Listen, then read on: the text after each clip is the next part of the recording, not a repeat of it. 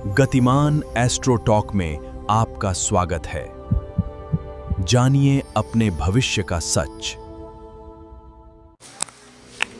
नमस्कार प्रिय दर्शकों, आज हम आपका गतिमान एस्ट्रो टॉक चैनल में आपका स्वागत करते हैं। मेरे प्रिय दर्शकों को मेरी तरफ से पहले जय श्री राम। प्रिय दर्शकों, आज बहुत ही विशेष योग के विषय में बात करेंगे। एक ऐसा योग जिस योग के कारण जिस भी जातक की कुंडली में ऐसा योग हो तो धन ऐश्वर्य की मौज हो जाती है। गज केसरी योग नाम है उसका। गज केसरी योग, पहले इसका अर्थ समझे।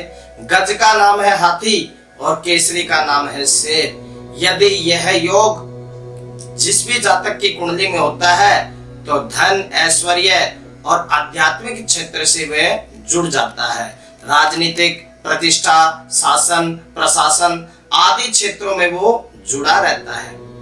मेरे प्रिय दर्शकों, आज इस गज केसरी योग के बारे में विस्तार से हम आपसे बात करेंगे।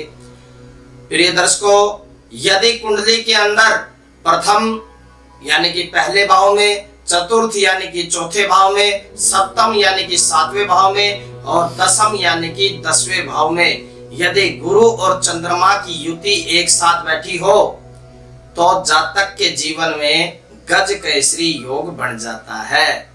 गज केसरी योग बड़ा ही विशेष और प्रभावशाली योग माना गया है। जिस भी जातक की कुंडली में गज केसरी योग होता है वो समझो हर एक जगह सम्मान प्रतिष्ठा कमाता हुआ चलता रहता है। गज केसरी योग धन ऐश्वर्य की भी मौज करता है, साथ ही साथ कुंडली के अंदर किसी भी प्रकार के कोई भी दोष हो उन दोषों को भी समाप्त करने लग जाता है। प्रिय दर्शकों, आज वर्तमान के अंदर भी बात करें या पहले के समय में बात करें तो भगवान श्री राम की कुंडली के अंदर भी गज केसरी योग था। और वर्तमान में यदि बात करें तो हमारे प्रेजेंट में प्रधानमंत्री श्री नरेंद्र मोदी जी की कुंडली के अंदर भी गज केसरी योग है। उधर योगी जी की कुंडली के अंदर भी गज केसरी योग है और अमित शाह की कुंडली के अंदर भी गज केसरी योग है। मेरे प्रिय दर्शकों, मैं बताना चाहूंगा जिसकी कुंडली में गज केसरी योग होता है उसे विशेष रूप से दो बातों का ध्यान रखना चाहिए। प्रथम बात यह है कि वो विष्णु की आराधना जरूर करे, भगवान विष्णु की आराधना करते रहें। और दूसरी, भगवान शिव की आराधना जरूर करते रहें।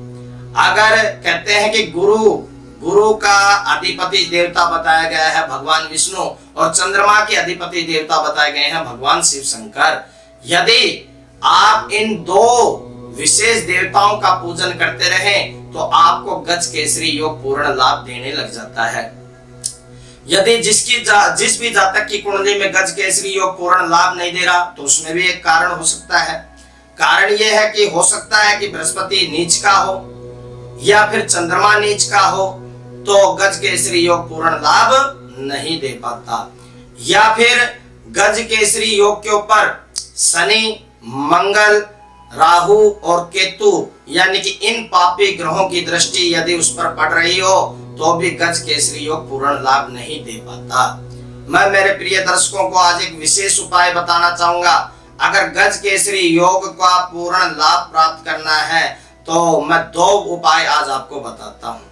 पहला उपाय, एक फर्स्ट क्लास का मोती लेकर यानी कि सबसे अच्छा मोती लेकर उसको सोने की धातु में बनवाकर आप तर्जनी उंगली में पहन सकते हैं। इससे गज केसरी योग पूर्ण लाभ देता है। या फिर मोती रत्न ना हो तो अच्छी क्वालिटी का पुखराज रत्न लेकर सोने की अंगूठी में बनवाकर उसको तर्जनी उंगली में पहनने से भी गज केसरी योग पूर्ण लाभ देने लग जाता है।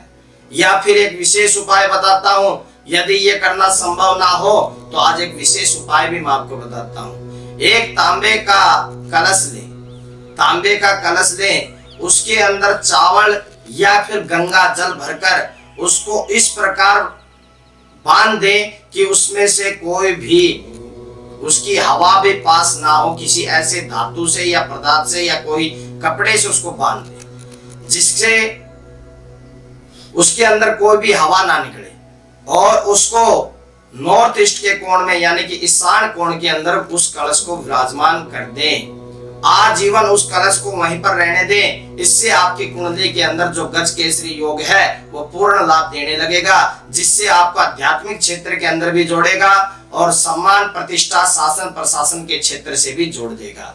मेरे प्रिय दर्शकों, आज मैं आपको इस चैनल के माध्यम से इतना ही कहना चाहूंगा। जय श्री राम।